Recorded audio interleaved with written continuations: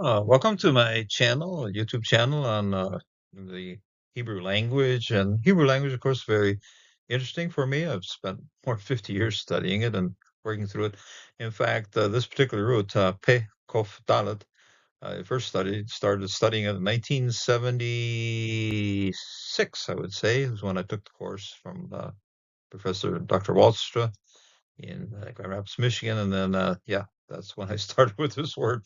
I've keep still working with it. It's still important to me. A very, very beautiful word. And I hope to share it with you as well. So if Avkid, okay, Avkid, I commit, I present, I visit, I come to visit with a purpose, okay, Avkid, I'm coming to visit. And we're in Psalm 31, verse 1, and we're going to do the first 3 or 4 verses of this psalm here. So, for the chief musician, Psalm of David, and you, Jehovah, I take refuge. Let me never be disappointed. Deliver me in your righteousness. Leman Asheach, Mishmor la David, okay, as chief musician, Psalm of David for David. Beha, Yehovah, Hasiti, in you, O Jehovah, I take refuge, Hasitini. Al Ebosha, I'm not going to be disappointed. I'm not going to be ashamed. Ebosha, Leolam, forever. Okay, Leolam. Bisid kotecha, in your righteousness. Palteni, deliver me, rescue me, paltain me, let me slide through it. Okay, paltain is very much a sense of going right through it. Okay, paltaini. Okay, palat. Okay, palet. We're going right through it. I like go right through it. 31 verse 2, bow down your ear to me, deliver me speedily. That's machare, mechara. Modern Hebrew even uses this root a whole lot. You'll hear it in TV, in fact. And then be to me a strong rock, house of defense to save me. Hate, that is bow down. Okay, hate. The tet here is the spot where the ear is supposed to touch the ground in front of us, but it's facing us. Okay, hate, Eli, to me. Oznecha, your ear, okay? I want you to hear me, Lord, okay? Put that ear close up and listen closely, okay, please. So, hate, Eli, Oznecha, mechara, hotsileni, quickly deliver me, okay? Hatsaleni, speedily deliver me, save me, or help me, okay? Heya, li, and to be for me, lesur, a rock, mos, a strong rock, okay, mos. Lebet moshuto, the hotzieni, as a house of defense, Hosheini, in order to save me. We'll find in the New Testament Hosanna, but this is Hosheini. This is the Hebrew version of Hosanna here, okay? Hosheini, save to me, please. Continue verse 3. Ki sali u mashudati ata, because you're my rock and my fortress, ata, you. Rock and fortress, you.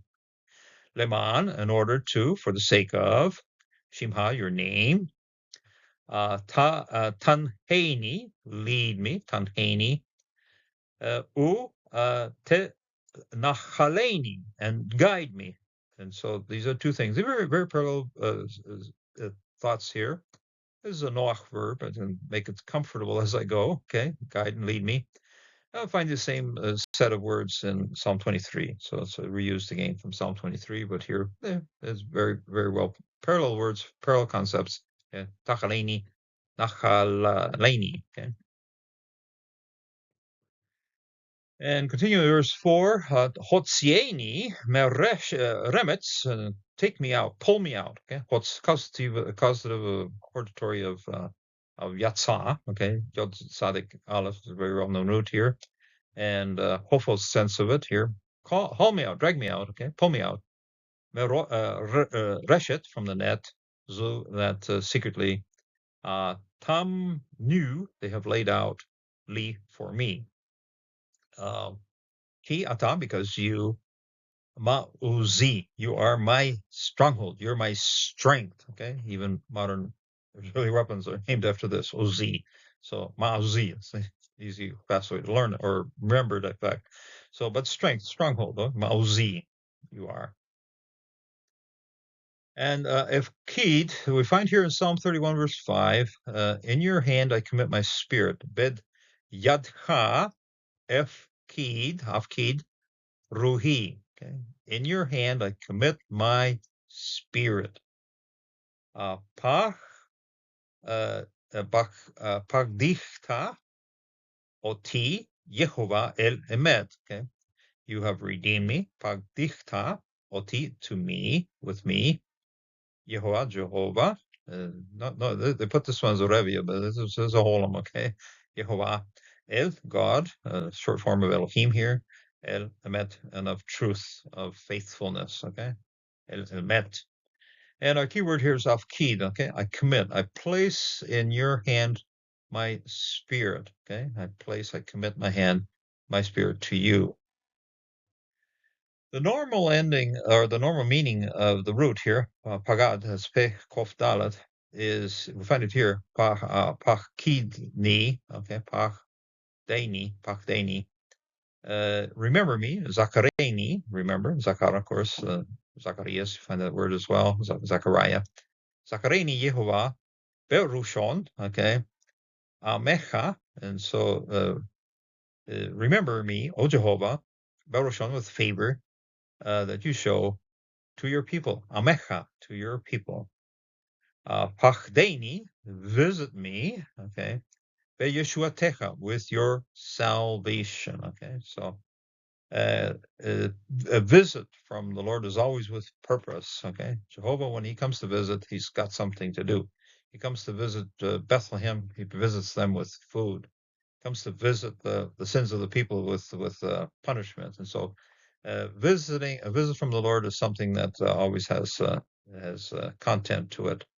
This was my key word in the Hebrew course I took way back in 1977, so 50 some years ago almost. And yeah, so I've been looking at this word for a long time. It's held strong significance for me throughout the whole time.